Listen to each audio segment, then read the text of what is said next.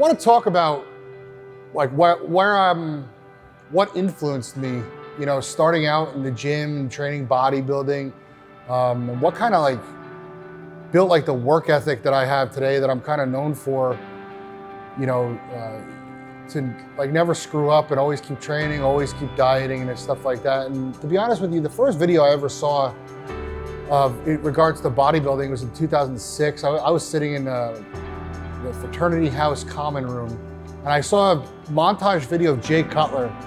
I had probably just started working out in the gym, maybe 6 months. And it was a huge eye-opener that somebody could look that way, and I really admired like his clean cut look. He had the blonde hair, of course he was larger than life and everything like that, but he had like a good, like all-American look. And at the time I had, similar things like that. Then I started researching him a little bit more, and he had a lot of success. He had a huge following. He made a lot of money. And of course he just won the Mr. Olympia that year. So it's easy to root for, a guy that's at the top of his game.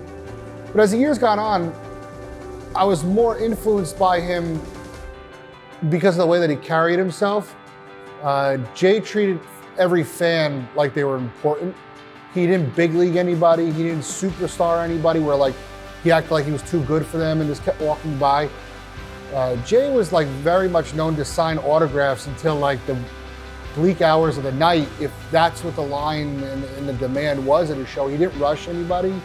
And I really, really connected with that. Not that I was getting that kind of action or that request at the time. Of course I wasn't, I still don't. But I always said that if I ever got that opportunity and it was put in that position, that I would do the same, that I would never act like I was bigger or more important than the people that are there supporting me. I would always stay a man of the people, and someone that, while I might have credentials that are higher than the people asking for pictures and stuff like that, you never act it like that. Let them handle that in their own minds, and you just act as a normal guy. So I really, really like that about Jay. I was really drawn into, and I'm not a materialistic guy at all, but I knew that he had success financially with bodybuilding, and that was his full-time job. He was married from a young age. He had a family. Well, he was married with a wife. He didn't have any kids. So I was very much into the idea that, to not be a single guy and, be just like running around and stuff and, dating all kinds of women. I wanted to, I didn't know my wife at the time, but I wanted to, date one woman and then have her part of my process, just like Jay's wife at the time, Carrie, was. So I was definitely like really drawn into his like whole life type of thing, not just the, how massive he was or what his physique looked like.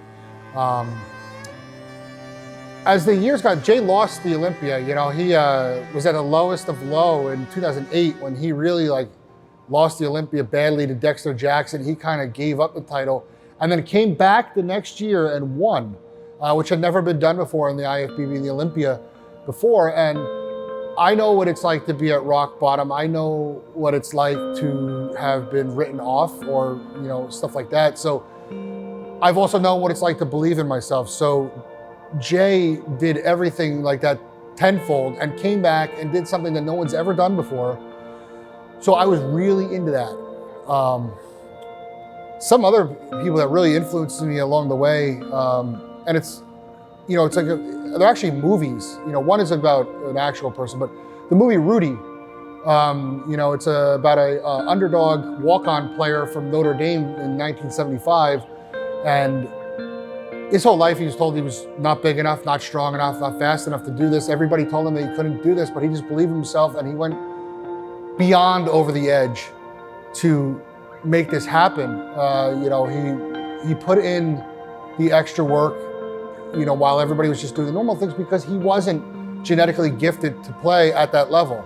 But he made it happen and he ended up getting in. And if you've seen the movie, like the triumph. So I was really inspired, and I was inspired from that even before lifting. I was inspired by that movie from high school. It's still my favorite movie to today because of the lessons learned. And I really do believe that the movie like that has sculpted my work ethic towards training and bodybuilding that I'm not the most gifted and talented bodybuilder to ever grace the stage, not even close.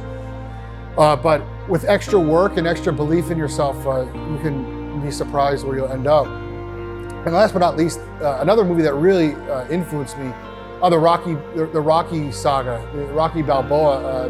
What an underdog story that was. From being a street guy, getting a chance and capitalizing on a chance to fight the champion of the world, Apollo Creed.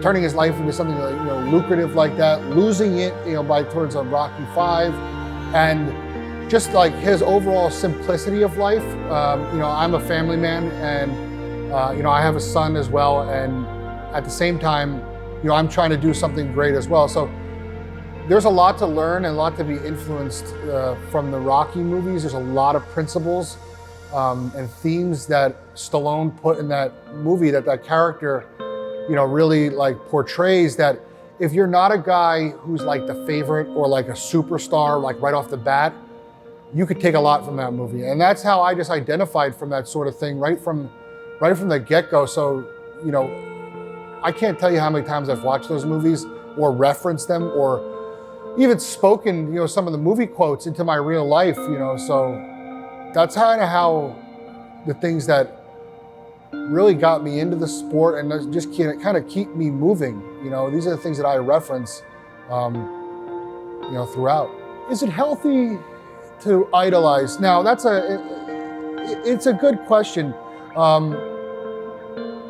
I do believe in being influenced. However, some people take it to the extreme, and I still believe in there's an old saying called "kill your idols."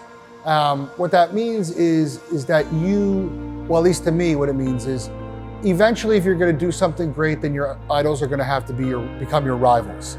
And you can't always look up to them, because eventually you're going to have to look at them as, how am I going to beat this guy? If you're going to do something, of that magnitude. I believe it is healthy to get you a start, but at some point you're going to have to say to yourself, I'm Gary Turner, and I have to do the best that Gary Turner can be and fulfill the destiny that Gary Turner was supposed to. I can't do everything that somebody else did or has, or they have a house or something that I really want, that sort of lifestyle. I can't go exactly like them, because I'm not the same person. And in the event that it doesn't work out exactly that way, you can't live your life in disappointment. You use it as a push and a guide, but you have to remember still who you are, and you're not living vicariously through that person that you just want their shit, basically. So in reality, it's up to you to idolize who you want and the intensity that you're going to want it to a level that you find to be healthy, not just blatantly going for it, but in the same sense, don't act like nothing influences you, because you can use this stuff as firepower to push you through to the next level or to keep you motivated, whatever it may be. While these other people have laid the blueprint for you, take what you can and move forward.